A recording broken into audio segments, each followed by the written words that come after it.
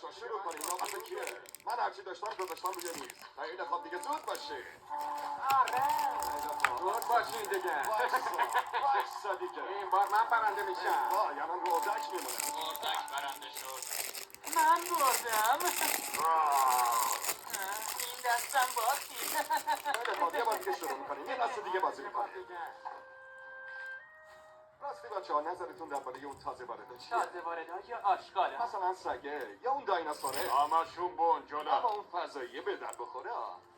به نظر من که اون از همه چلمنتر و بونجونتره. درست مثل خودت. ولی به تو یکی که بعد نمیگذاره درسته؟ مواظب حرف زدن